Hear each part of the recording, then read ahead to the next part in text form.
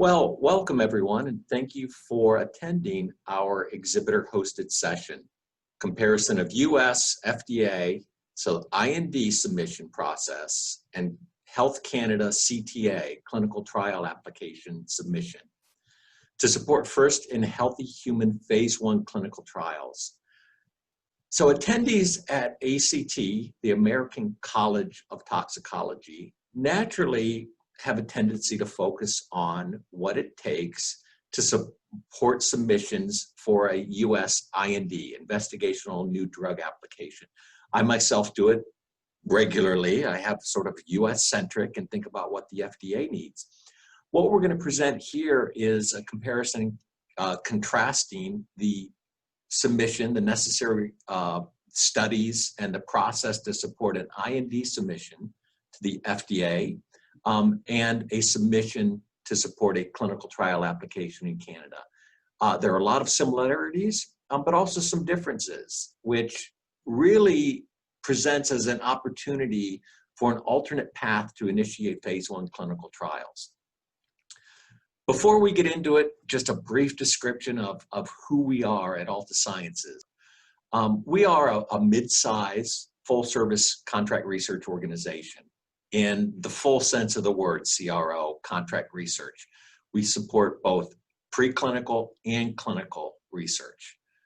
We've been in existence for over 25 years. We've got a strong leadership team, many of whom have experience in the CRO clinical as well as the preclinical realm outside of Alta Sciences itself. So we've got a good understanding of what sponsors need, how to support sponsors from small and large size sponsors.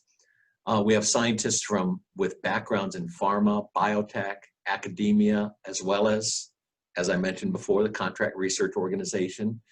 We're located in both the United States and Canada. Our preclinical site is in the Seattle area, Seattle, Washington in the US, and we have clinical capabilities in both Canada, in the Montreal area, as well as the United States in Kansas City. In addition, we have, as I'll show on the next slide, experience in a full-service CDMO manufacturing operation in the Philadelphia area. And really what we like to stress is that as listed in the bottom line there, whether you have a single study or a complete program, our goal is to simplify your drug development process with speed and ease.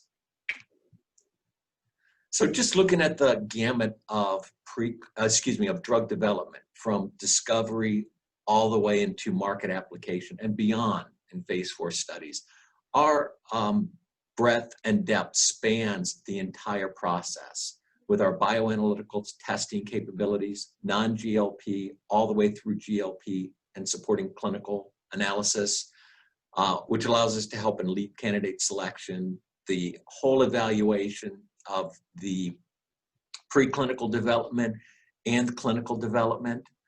We have project management to support that. And then, as I mentioned, our manufacturing to support the entirety of the process, from the identification of a lead molecule to create the material to support your early preclinical studies, all the way through supporting the regulatory CGMP expectations for marketed materials. But what you're really here to see is what's going on, as I mentioned in the introduction, comparing and contrasting the IND submission process to the CTA submission process for supporting phase 1 trials. Our presenters today, myself, Joe Francisco, I'm the Chief Toxicologist at Alta Sciences. I'll be presenting in the first part about the preclinical programs to support an IND or a CTA submission. And then my colleague, Paul Sidney, who's our Senior Director of Compliance and Regulatory Affairs, he'll be presenting the regulatory aspects of comparing and contrasting those two submission processes. So as we get into what is needed for look at the entirety of the drug development process, and I'm sure you've all seen this type of diagram many times before, and it really looks at the funnel nature of discovery all the way through market application. And it probably doesn't do justice to the scope of the funnel. Obviously, in the research stage, you're identifying the lead compounds, and thousands and thousands of compounds enter the research stage that never make it past that. And as you proceed down the funnel, the number of compounds that pass each decision point becomes fewer and fewer. You go from research into identifying compounds to take into preclinical development, to the identification of the one lead compound that's going to move forward into clinical trials. And that's indicated by the CTA/IND submission. In previous presentations that I've given on this topic, I've always focused on IND submission. As I mentioned, that a lot of us here at ACT and who work primarily in the United States, we're FDA centric, and we think about what does it take to support an IND submission.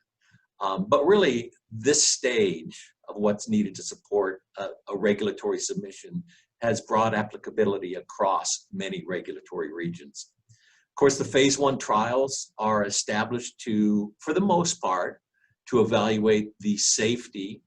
Primary goal is to evaluate safety, and then pharmacokinetics, typically in healthy volunteers. Once phase 1 is completed, additional preclinical studies or non-clinical studies are needed to support entry into phase 2, where you're starting to evaluate the regimen and efficacy in patients, the identified patient population. Of course, the safety evaluation is paramount throughout this process. Phase 2, of course, then leads to, if successful, to phase 3, where you're looking at definitive or pivotal safety and efficacy studies in patients, which hopefully ultimately leads to a marketing application and marketing approval. So this process is not limited to the IND submission, and as we'll discuss, can be applied equally to a CTA submission, clinical trial application. So preclinical development to support first-in-human trials. And these are just some common general statements that I like to remind people of, especially some of the smaller sponsors who are getting into the drug development process for the first time as their own entity. It's important to remember that each preclinical program is unique, and there's really not a one-size-fits-all. There are a lot of common themes, of course, across programs. Everyone knows what's needed for a typical IND-enabling program or CTA-enabling program. But the individual studies themselves need to be adjusted to support the specific needs of a specific compound, whether it's dosing frequency, the toxicokinetic sample, time points for sample collection. So each program does need to be uniquely tailored to that specific compound, that specific program goal. Of course, preclinical programs really depend on the type of drug. It's going to impact a lot of factors, route of administration, et cetera, the indication, and the duration of treatment.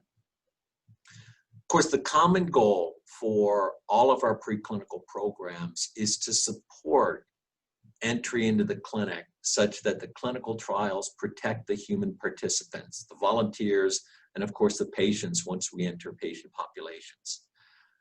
The data that we generate from our preclinical studies, of course, is essential to guide the clinical development. So we want to characterize the potential toxic effects of the target organs, the dose dependency, and the reversibility of those toxicities that test article induce.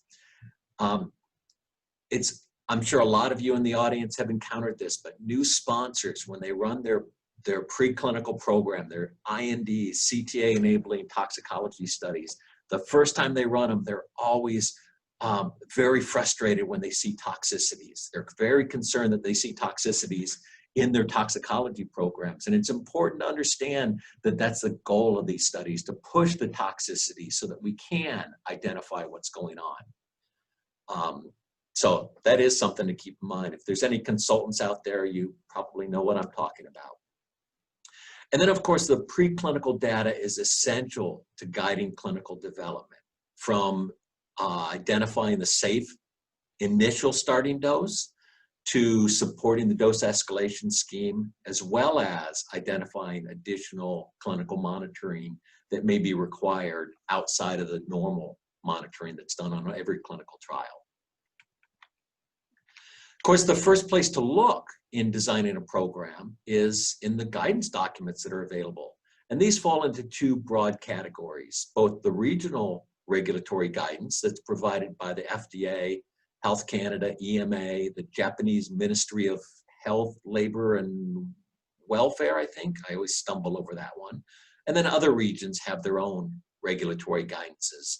And then, of course, the International Council for Harmonization, ICH, which we really, when developing preclinical and clinical programs, as well as manufacturing, start with the ICH and then look at the regional guidance documents for additional support as to what may be required in a given region.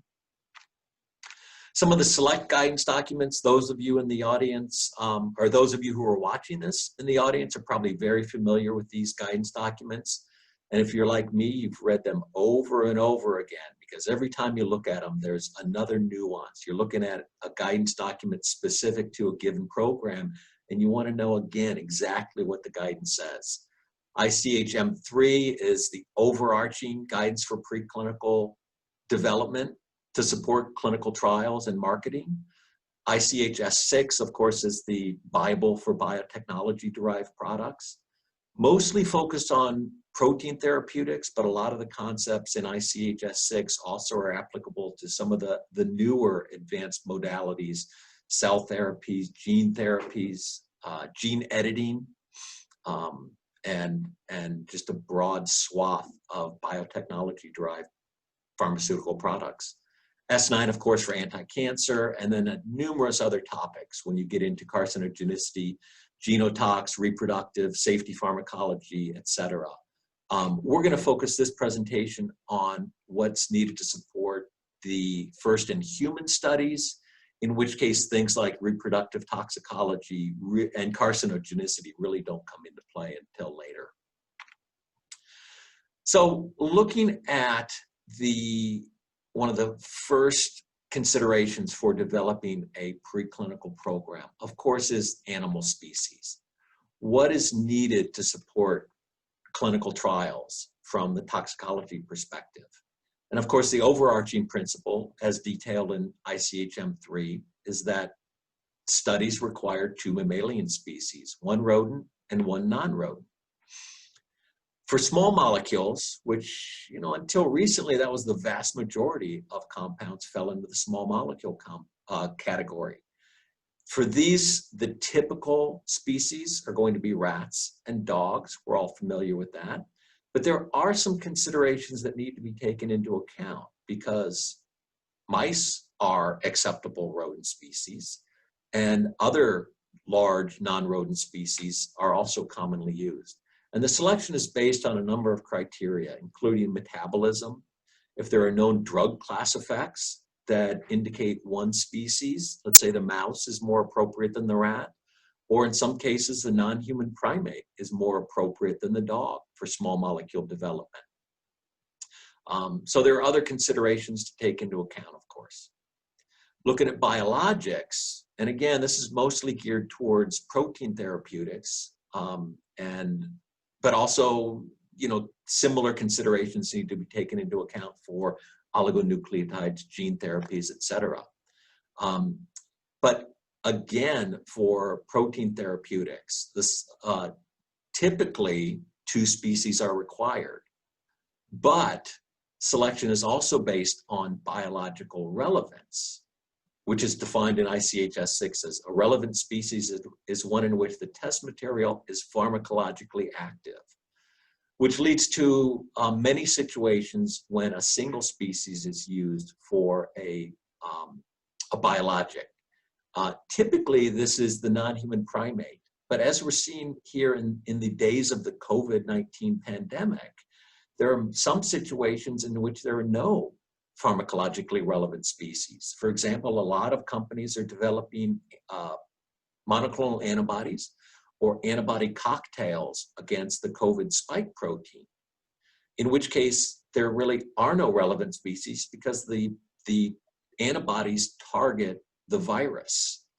ICH-S6 actually does have a section, or at least a paragraph, that contemplates situations like this. And we'll see in many cases arguments are being made that, well, if you're going to test the protein or the antibodies or antibody cocktails in animals, then the rat might be just as relevant as the non-human primate.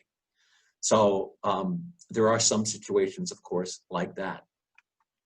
And then, of course, the identification of a relevant species for protein therapeutics is a stepwise approach. It's not just based on binding if developing an antibody. Typically, you'll start with an in silico comparison, look at sequence homology, what is known about the activity of the therapeutic across species. In vitro comparisons are very helpful in identifying whether the molecule actually binds to or has activity in the species that's potentially being selected. But the ultimate driver is in vivo activity. Does the protein therapeutic, the biologic therapeutic, have the necessary in vivo activity to identify it as a relevant species? So if we look at the types of studies that are needed to support first-in-human studies, it's really shown here. And as I mentioned at the beginning, you know, I often think in terms of what's required for FDA submission. So I've updated this slide because I've always listed IND-enabling studies, but as we're focusing on broader regulatory submissions, it really should be the first-in-human enabling studies. What's needed to support phase 1 clinical trials? Start with genotoxicity. And for small molecule drugs, genotoxicity is required, except in some certain cases, especially in an oncology setting. But for the majority of small molecule drugs, genotoxicity is essential to support entry into phase 1 first-in-human studies. The 2 in vitro assays, the bacterial mutation, or AIMS, and in vitro chromosomal elaboration study are required. The 3rd study listed here, the in vivo chromosomal elaboration, is not required to enter phase 1, but it is required to enter phase 2. Many times sponsors will conduct this, this study even at the pre or prior to entry into first-in-human studies. For biologics, it's not typically needed. If you're developing a protein therapeutic, it's known that protein therapeutics or proteins themselves don't have any effect on chromosome, the genetic material. There is sort of a gray area when it comes to therapeutics like peptides. Some regulatory bodies, or especially if you look at the FDA, some divisions in the FDA expect genotoxicity even for peptide therapeutics, while others look at it and say, well, it's really just a small version of a protein therapeutic. So this should perhaps be no with an asterisk next to it. General toxicology studies are the bread and butter of safety studies for drug development, are required for all compounds, small molecules, large molecules, et cetera,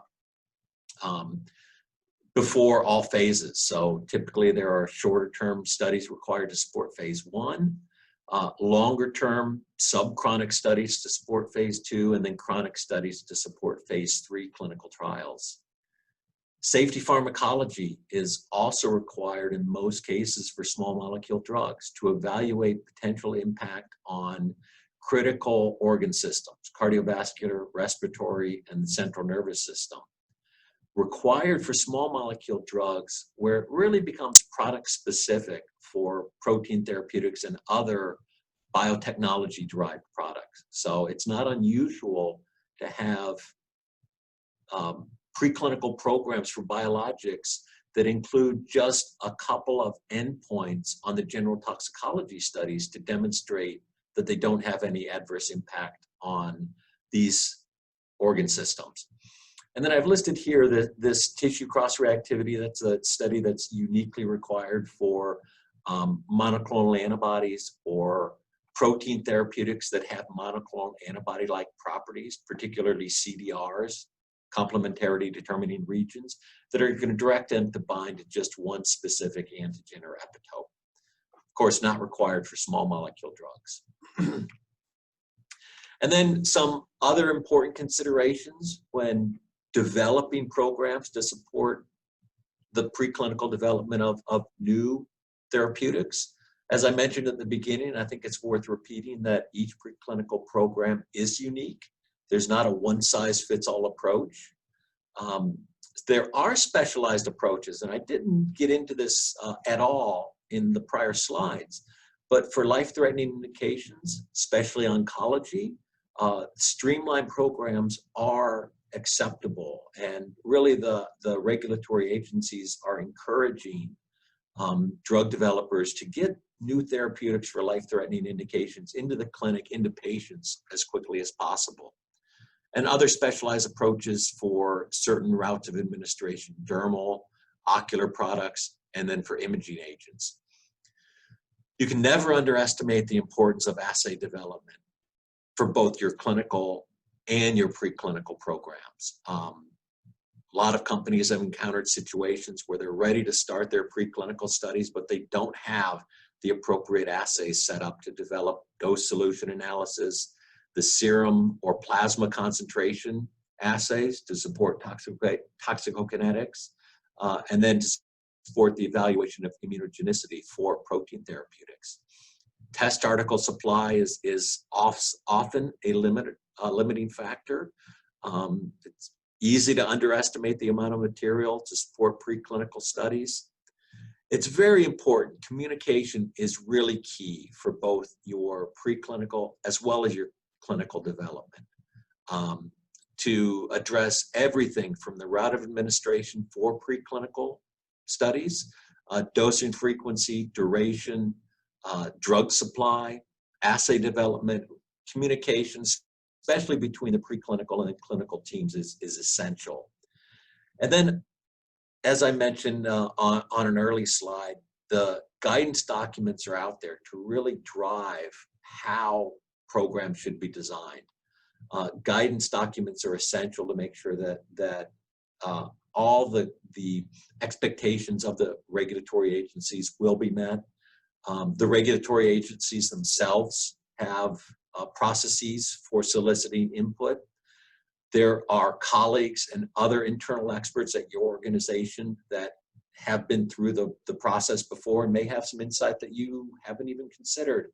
And then, of course, consultants. There are a lot of expert consultants in every area to support preclinical and clinical development. So it's important to remember that you don't have to do everything by yourself. It doesn't all have to be homegrown information, because if someone has already encountered an issue and figured out how to resolve it, why not take advantage of their expertise and their knowledge? So I'm going to stop there and turn it over to Paul Sidney to get into the regulatory considerations for first-in-human clinical trials. Thanks, Joe, for the great overview of the early drug development phase of pharmaceutical and biological new molecular entities. This is Paul Sidney. I'm the Senior Director of Compliance and Regulatory Affairs at Alta Sciences.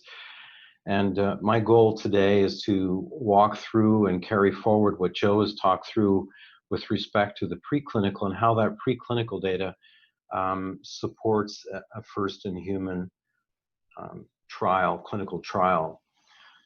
So essentially, we chose specifically to use the term first-in-human enabling studies versus IND enabling studies to highlight the fact that preclinical data may support clinical trials outside the US.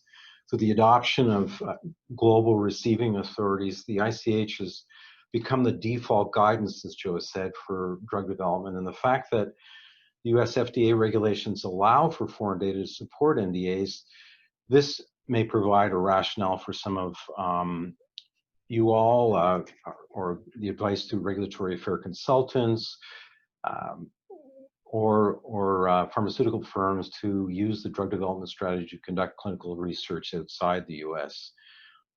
As with preclinical data, the OECD nations,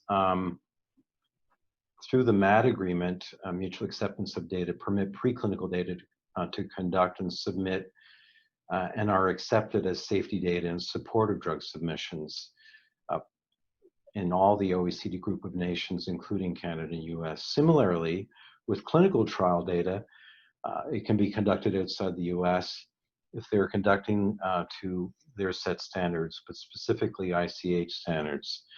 So the scope of my section of our chat today is to use Health Canada's CTA process and submissions and content as an example of how preclinical data supporting clinical trials that's conducted in the US can facilitate acceptance and approval for clinical trials first in human. So the agenda, as noted, tried to structure it so that first and foremost, just basically why is the strategy for conducting trials outside of the US considered? And as I've said, the example I'm choosing is Canada, but it could be others, Australia, countries in Europe. But we'll take Canada. I'm most familiar with that, so it's easier to walk through. FDA acceptance of foreign clinical trials. The review of FDA regulations permitting the use of foreign data in drug submissions is something I want to walk through. There's a clear regulatory approval on this and some great guidances that help folks put that filing together and understand what's the deliverable if they're conducting trials outside of the US to ensure that it's accepted in an FDA IND. Similar differences between FDA and Health Canada clinical trial approval processes is something I want to cover. And I also want to walk through and discuss Health Canada's Pre-Cta process, which is equivalent to the pre-IND meeting in process, content, and deliverables. But as you'll hear me say several times, that the process for Pre-Cta is a narrower scope, and it may prove simpler, not only for the CTA or the clinical trial authorization process, but including the pre-CTA process.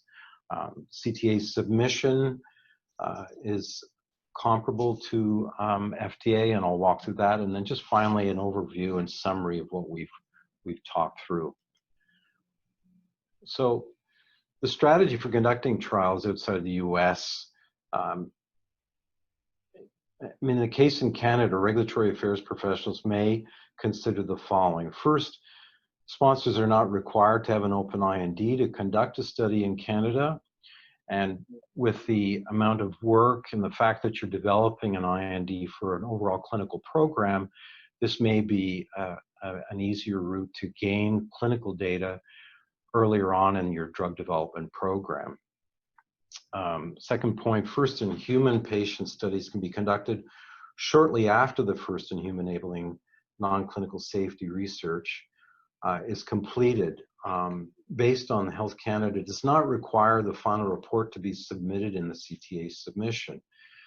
The studies will eventually be submitted, but at the stage of a given trial, and in accordance with what's required, this submission would only be necessary should you decide to file for market approval in an NDS or new drug submission in Canada.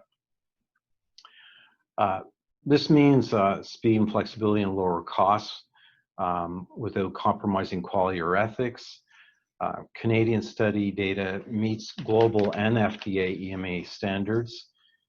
And the Canadian studies can be used to support, as I've said, international filing, not only FDA, which we're talking about here, as Joe said. Many of the programs in the US are for IND enabling, but very often it's either prior to or immediately or concurrent, there's an EMA filing as well, and or Health Canada filing.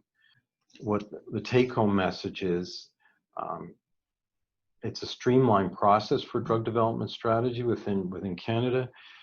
Companies may want to initiate safety and proof of concept studies without the substantial investment effort required for an IND in the US. As noted, INDs are primarily for clinical trial programs covering all the phases 1 through 4, whereas Health Canada's authorization is per clinical trial. Health Canada reviews and comments on aspects of the study design endpoints and subject safety on each clinical trial submitted, whether phase 1 safety or proof of concept. And this provides immediate feedback and gives the submitter a perspective of what would be expected on a stepwise staged fashion, or as I like to say, an iterative process. Sponsors are exposed to a level of regulatory review and scrutiny prior to their IND submissions, which is also sometimes a goal to get that kind of feedback prior to submitting to the US FDA. And the resulting studies can be, as I said, used for ultimate filing within the FDA. So as I've said, it's an iterative process. It's stepwise in nature, and the CTA documentation deliverables are focused on the goals and safety required for a single clinical study. And in this case, what we're focusing on, Joe and I, is to talk through what would be required for a first-in-human clinical trial. Health Canada provides, as I said, useful and valuable feedback during the review period that can be used not only for Health Canada filing once no objection letter is received, in other words, an approval of the filing, but also equally so for international filings, FDA, EMA, going forward. So the point I wanted to note here in this slide is something that I suspect many of you may know already, but I thought I'd review it, is the fact that the FDA does accept foreign clinical studies, and it's actually written directly into the Food and Drug Regulations. Title 21 CFR Part 314-106 does specify that foreign trials can be accepted as part of a filing for the FDA, and they detail the expectations of what would be a deliverable for those foreign trials in the Regulation 3112-120. What I've listed here in this slide is a particular guidance that's very well written, detailing the acceptance criteria and the expectations as specified in the regulations. As a point of reference, most of the studies, for instance, in Alta Science, are conducted for filing an NDA and ANDA submission, and the institutions are audited by international health authorities to confirm compliance with the ICH-E6 guidance, the clinical GCP requirements, thus assuring that the trial will meet the FDA expectation. And that's what I want to share in this next slide. Essentially, the regulations detail two key elements, which is if you're conducting the work outside, the studies should be conducted in accordance with GCP. Once again, you'll notice the recurring theme here that complying with the ICH guidances will assure that your work is going to be accepted. Include, review, and approve the approval by the IEC, or what Canada calls a Research Ethics Committee, or IRB. If those two elements are met, then the FDA will be accepting the trials. Now, in the case of Canada, the 7 points that are detailed in 312-120 are all inherent in the review of a Research Ethics Committee and a clinical trial authorization. So in the case of investigator qualification, it's specified in a CTA and verified by the Research Ethics Committee, or IRB, as you may more familiarly know. The second point, description of the research facility. The CTA requires that this information is maintained within a specified form template. It's called a clinical trial site information form, and that has to be submitted following a CTA approval. So check 2 there as far as requirements for the FDA. Third element Detailed summary of the protocol and study results, case records. Protocol is reviewed by the Research Ethics Committee in Health Canada, and the subsequent clinical trial data is, because it's conducted within the guidance of ICH E6, would certainly meet the requirements that are required and specified by this regulation. The fourth item is delving more into the drug product description and drug substance. And that also is a deliverable for a CTA. Quality overall summary is the document that would be submitted in what is known as Module 2 in the ICHM4 guidance.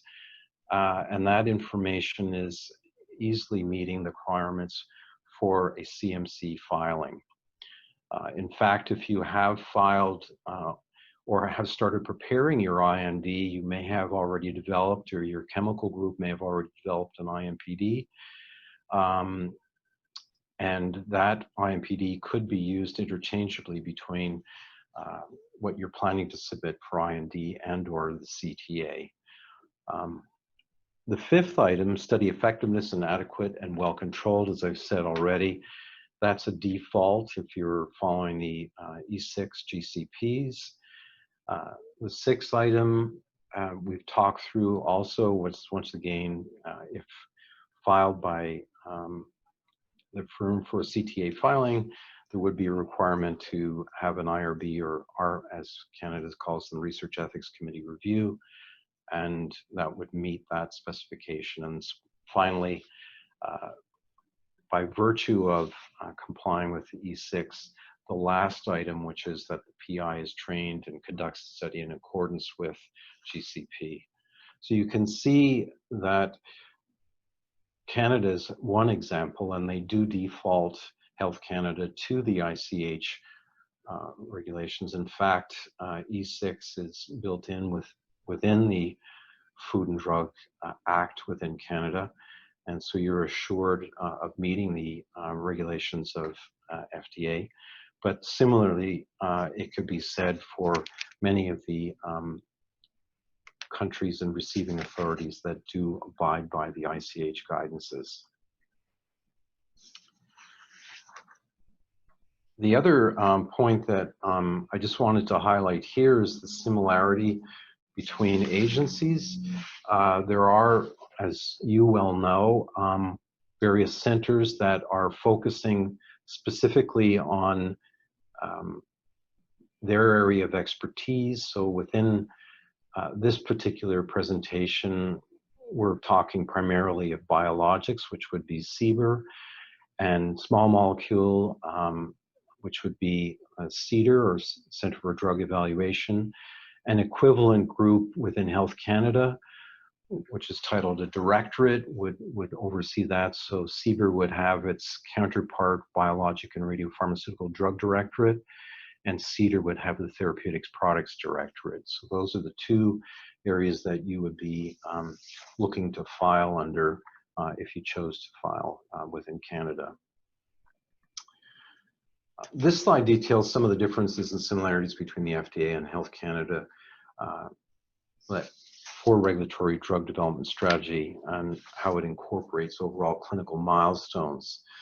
So Health Canada, as noted earlier, is granting approval for a single phase, which lightens the burden as to the amount of preclinical data required in particular phase 1 trials.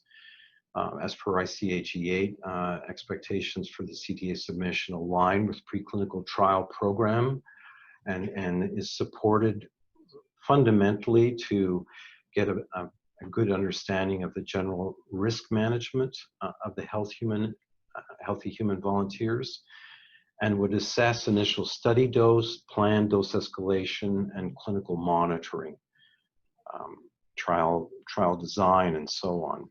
The second point would be, as noted, the IND is more substantive as the approval is for a complete clinical program.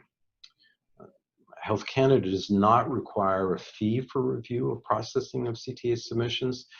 Therefore, there's no additional cost if the strategy is to run the clinical trial first in a Health Canada research clinic. In FDA, equally, the IND doesn't require a fee, but of course, the overall review would be part of the Prescription Drug User Fee Act, and there would be a commensurate cost depending on the type of filing and the current issuance of the User Fee Act.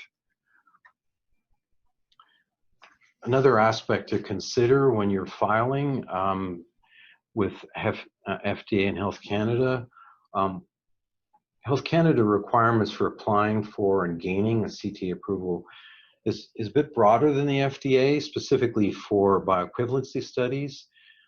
Phase 1 trials do require a CTA approval.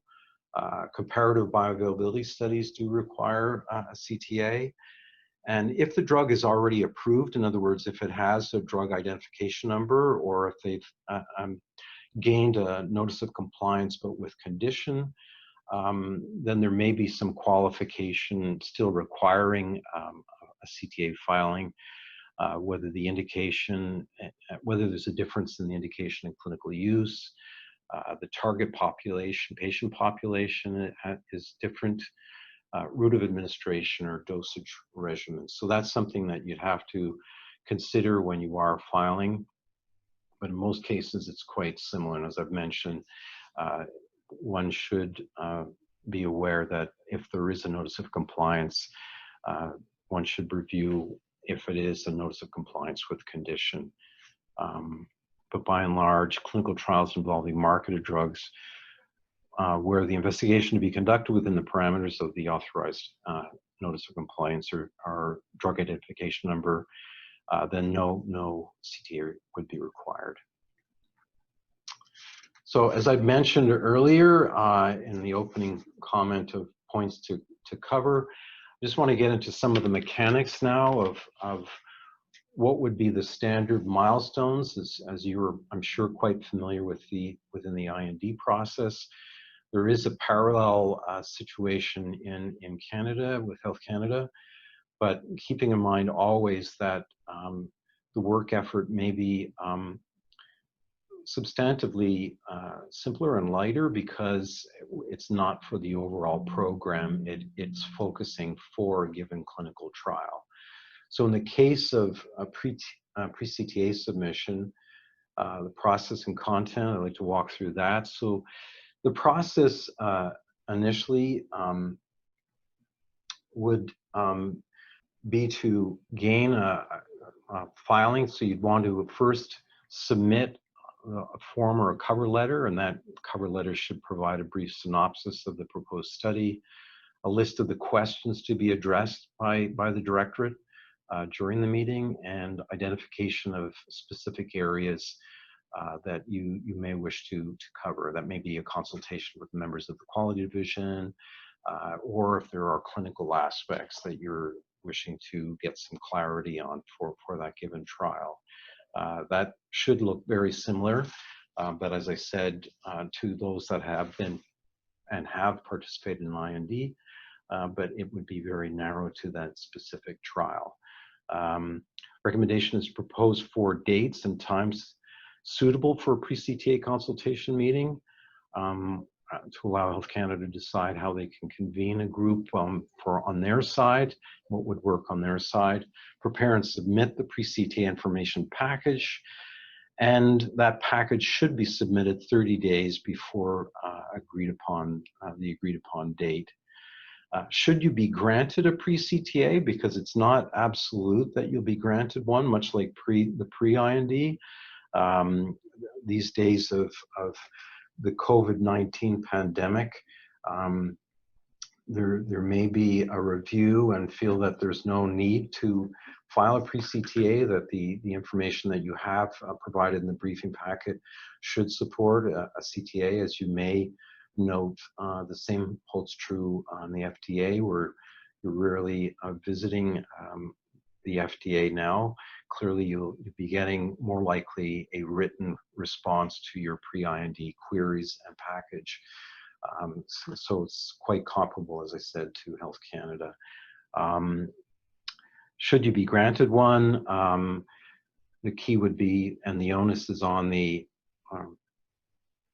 sponsor to maintain minutes and then subsequently submit within 14 days of that consultation date the account of that particular meeting.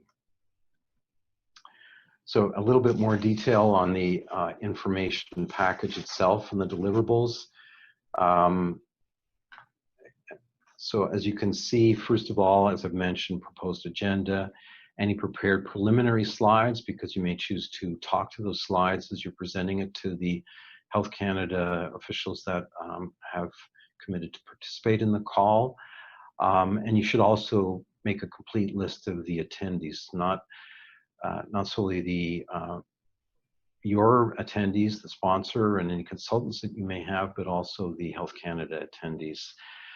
Brief summary of all data, including tabular listing of preclinical and clinical studies.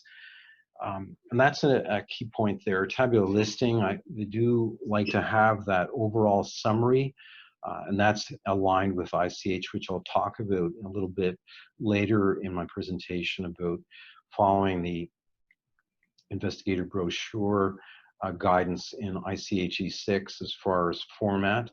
That is very much a default and an expectation of Health Canada. In that light, if you have preclinical study summaries, they do want it in a tabular fashion so they can easily map the results of the various trials and preclinical studies that you've done. And in fact, if you've done any clinical studies prior to filing. An outline of the observed tox manifestations and a discussion of their impact on the use of the drug in humans. And this would be quite narrow, as I've said. I'm repeating myself here, but this would be specific to the trial as opposed to an overall program. So the focus of your summary, if as toxicologists you've been asked to prepare this summary, it would be a narrower summary focusing on the risks for that specific trial. An outline of the observed adverse events and discussion of potential safety problems is also deliverable. Some of the other points: proposed global clinical plan, which wouldn't necessarily affect this immediate audience, but is what's normally put together by sponsors. Details of the proposed clinical trial. You may have a combo trial, so that's why they have trials per se, but it's usually a specific phase that would be conducted in Canada. Summary of the what you would commonly or typically remember if you filed IND would be the CMC or QOS, which is in the module 2 of the ICH-M4. These are the primary deliverables, and I did make a bullet below for those that are filing biologics or radiopharmaceutics. There is a bit more detail expected for the CMC, where they'd expect production sites, summary of manufacture for each drug substance and dose form, and the QC procedures and specs and product characteristics. So a little bit more detail for biologics. This is a very simplified process of a CTA filing. It provides a very high level view of the straightforward CTA submission process. First milestone is upon submission, there's a screening process conducted by Health Canada to ensure that the filing meets the basic requirements for a CTA filing. And typically you'll get feedback within 24 hours. However, once again, with the COVID pandemic impact, it may be a little bit longer. It could be anywhere from 48 to 72 hours, but usually within 2 to 3 days, you'll get an answer on that. If there are any screening deficiencies, you'll be asked to correct those screening deficiencies within a very brief period, within 24 hours of submitting. Once those, and if there are any screening deficiencies, if they're acceptably addressed, you'll get an acknowledgement letter from the agency, from Health Canada, and that officially starts the clock for the review. Typically, that's under Food and Drug law, it's 30-day review begins. There is, for bioequivalency studies, a shorter administrative goal of 7-day review, and that's usually pretty well respected, but once again, with the COVID pandemic, it could be a little bit longer, but overall, it's outside of COVID timeframe, very well respected. The review is a parallel review process where both clinical and quality and chemistry specialists look at the filing separately. And Health Canada may issue, during the process review information requests during that 30-day period. And much like the screening deficiency, if there are any IRs, as we call them, or information requests, you're given 2 days to respond to those queries to allow the review to continue by Health Canada. If the CTA, the clinical trial authorization submission, is deemed acceptable, you'll receive a no objection letter, at which point you can start recruiting for the trial, screening for the trial, and import the drug of interest. If on the negative side, if there are serious concerns within the IR, and you need to address them and look at it more substantively, you are able to withdraw without prejudice and refile at a later date. So there is an opportunity to refile should there be significant rework. One point to keep in mind with the COVID pandemic, some of the timelines have changed. On a positive front, if you're working on a COVID therapy, the CTA approval process has actually been expedited, much like in the FDA. It is a faster track. Health Canada issued an interim order earlier in this year, in the spring of this year, and has committed to within 14-day review time frame for COVID therapies. So there is an expedited review. On the flip side of that, because of the second wave increase in work of the COVID therapy, the health minister has issued a ministerial order to allow a 15-day extension on the 30-day review time frame up until November 16th of this year, just to ensure that Health Canada doesn't default on the review. I would qualify this, and because of the fact that Alta Sciences does process a lot of and submit many submissions, this is by no means a default. Health Canada doesn't automatically go to 45 days, and in fact, in many cases, they are meeting or exceeding the 30-day time frame review, but they just included that 15-day time frame to ensure they don't default on a filing. The CTA submission process and content.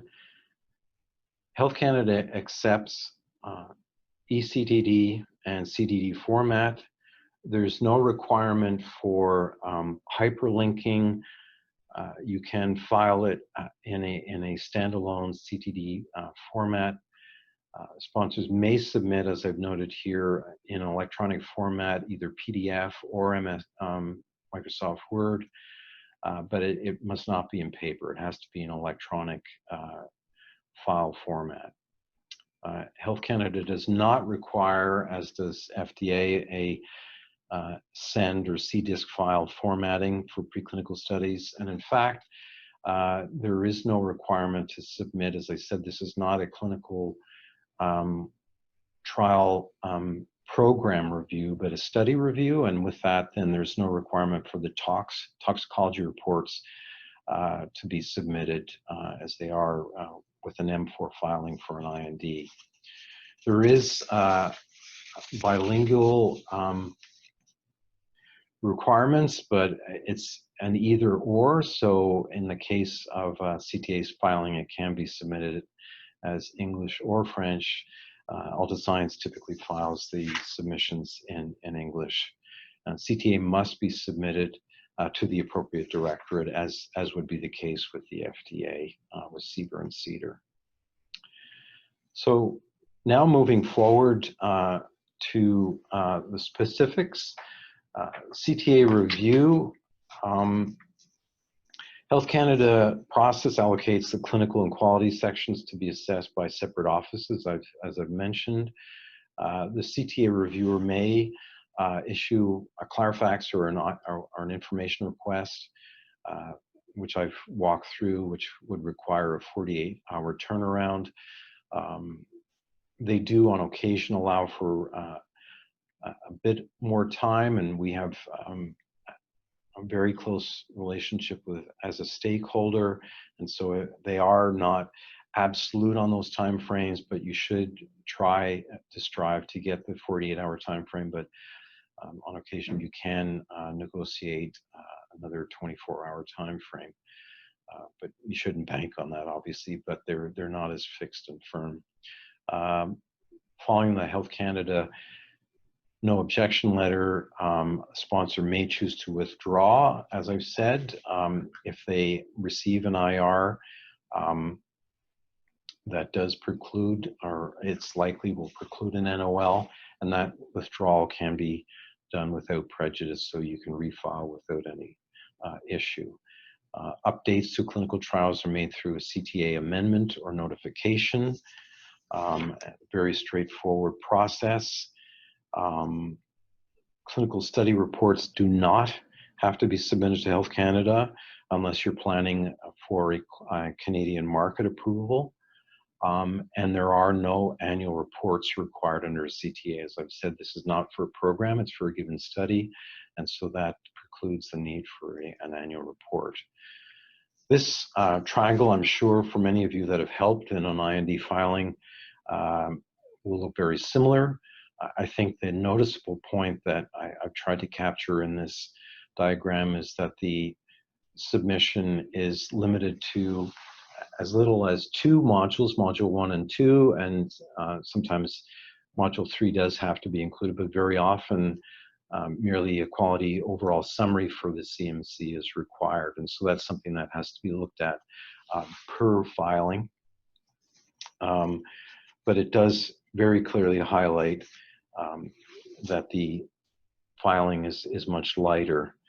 As you may note, the preclinical tox section is limited to the summaries embedded in an investigator brochure in Module 1, which highlights the fact that a report is not required.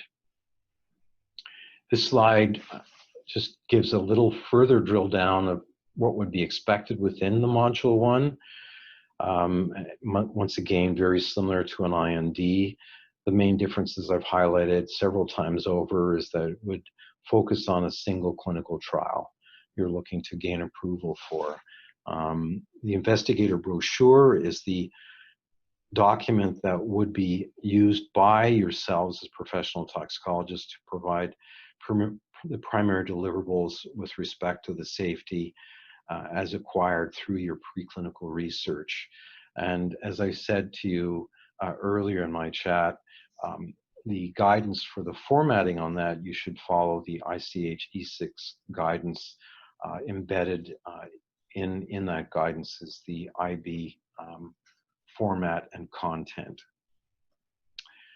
The IB document, as you note, your deliverables as toxicologists and as the audience here, that's what I'm focusing on, would be in section 5, primarily the non-clinical studies section. And as Joe had stated, the ICHM3 would be your guide in drafting the content of the summaries and would focus on points such as maximum tolerated dose or maximum formulated dose, how the data supports the first in human trial safety of the subjects, basically addressing the generalized risk management for that group of patients. One point on this slide I want to highlight also is that these references should be at the end of each chapter. and include appendices, if any, for this particular deliverable. The non-clinical studies summary may include, and you're experts on this, so I won't go in detail. It should be very obvious as professional toxicologists, and Joe has certainly highlighted some of the key elements that would be required on that. You would obviously focus on the species that are tested, number and sex of animals in each group, dose intervals, route of administration, duration of dose, systemic distribution, results including following aspects such as the nature and frequency of the pharmacological or toxicological effects, severity of the intensity of the pharmacological or toxic effects, time of onset, reversibility of effects, duration of effects, and dose response. All of these are standard, but once again, a key point to this, as I mentioned earlier, incorporating these elements firstly in a tabular format, and then subsequently in a more text-based fashion to provide context for the particular clinical trial is key for your investigational brochure, so that the reviewer can understand both the mechanism of action, the pharmacology, toxicity, and how that translates into the clinical trial and the design and assurance of safety of the subjects. So coming close to the end here, this is the non-clinical studies content guidance, and as you can see, this guidance 7.3.5 of the IB, they're looking for dose response of observed effects and relevance to the humans. So it's all focusing your summaries on how it translates to its impact on risk to first in healthy humans. The effective and non-toxic dose findings in the same animal species, and how it supports the clinical design. So obviously you'll be working with your clinical trial design experts and team, and it would help you design your summaries. And the comparison should be made in terms of blood tissue levels rather than on milligram per kilogram basis. Or you may choose actually fixed dose. That really depends on the trial designs and specifics of the trial design. A summary of the toxicological effects found in relevant studies conducted in different animal species should be described under the following headings where appropriate for first in human trials. And as Joe has highlighted, there would be specific trials that would be more of interest for first in human. So it would be single dose, repeat dose would be studies that you would be focusing on for these trials.